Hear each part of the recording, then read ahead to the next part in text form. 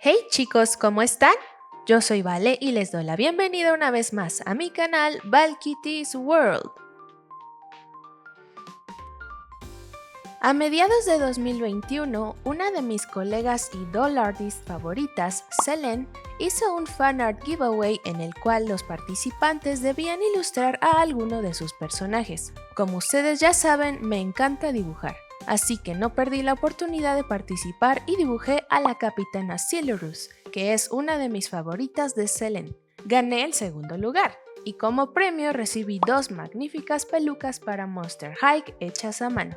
Como ya mencioné, eso fue en 2021, y esas pobres pelucas han estado guardadas todo este tiempo.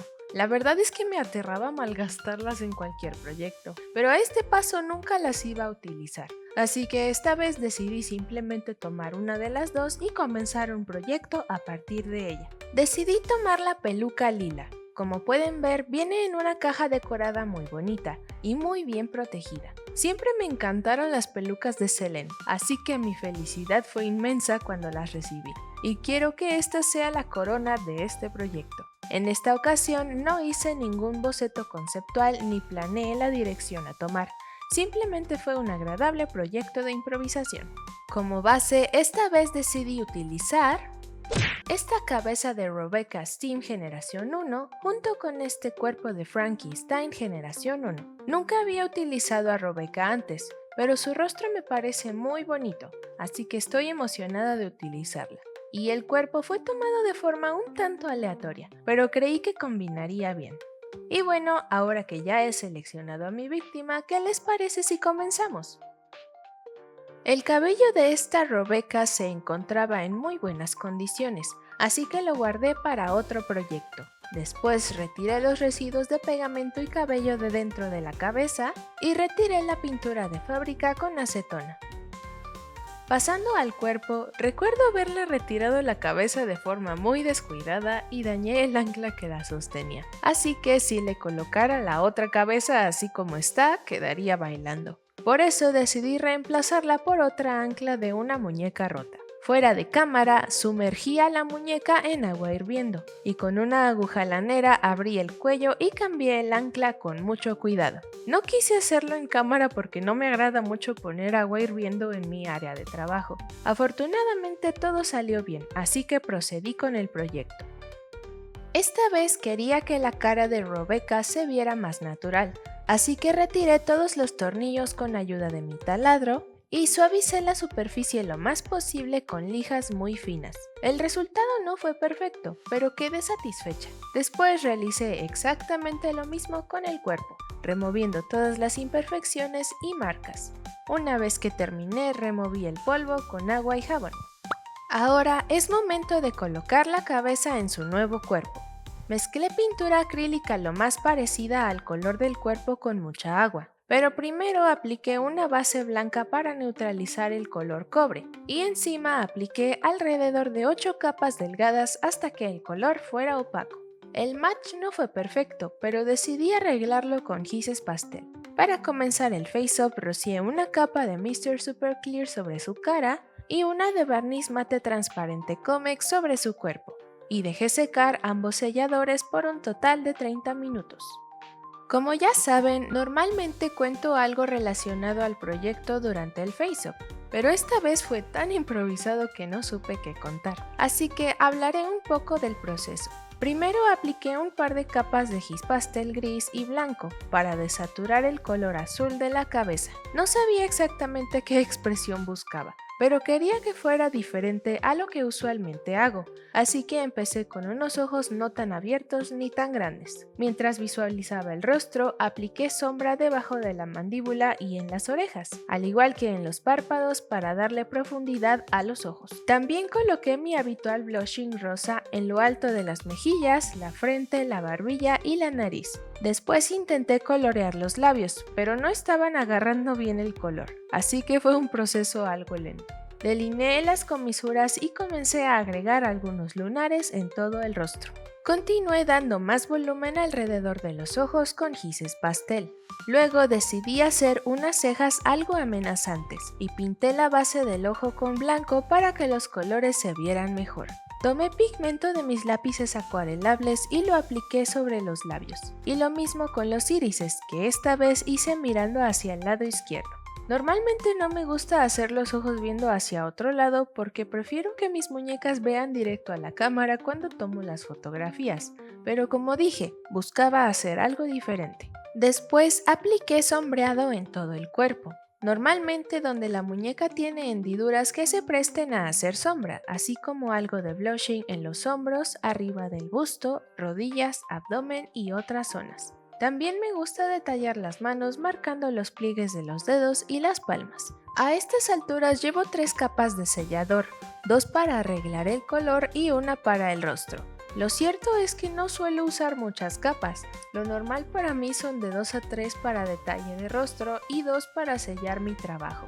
Y en el cuerpo solo una de sombreado y 2 para sellar. En la primera capa utilizo solo los colores en seco y a partir de la segunda comienzo a tomar el pigmento con un pincel húmedo. Así puedo saturar los colores más rápido, pero trato de hacer la mayor cantidad de detalles con los colores. Cuando siento que el rostro está listo, empiezo a dar algunas luces con pintura acrílica blanca para dar aún más volumen y detalle. Y por último aplico 2 capas de micro glitter en todo el cuerpo. Y en esta ocasión este fue el resultado. Para su outfit decidí utilizar el trabajo de otra de mis doll artists favoritas, Dolightful. Hace mucho que quería utilizar este patrón y me pareció la ocasión perfecta. Y para hacerlo tomé esta tela de algodón con estampado de calaveras y flores, ya que combinaba muy bien con el color del cabello. Corté los patrones correspondientes y además para los solanes decidí utilizar esta licra mesh con estampado de bolitas. Para comenzar cosí juntas las 2 piezas del frente del bodice y después uní las piezas traseras por los hombros. Hice esta pieza a un lado para continuar con las mangas. Primero plisé las piezas de holán y las cosí a las mangas. Y ya hecho, tomé diferentes encajes para decorar las piezas. Me decidí por este guipure blanco y uní las mangas al bodice. Doblé la pieza por la mitad y cerré los laterales. Después le di la vuelta con mucho cuidado porque las mangas son estrechas e hice la bastilla del cuello con pegamento. Ya que el bodice estuvo listo, continuemos con la falda. Corté mis patrones en la tela de calaveras e hice mis 3 tiras de mesh para los solanes. Hilvané las tiras para formar los solanes. Los separé para cada una de las faldas y los cosí en la parte inferior de cada una. Después de un largo rato, planché las 3 faldas con los solanes hacia abajo.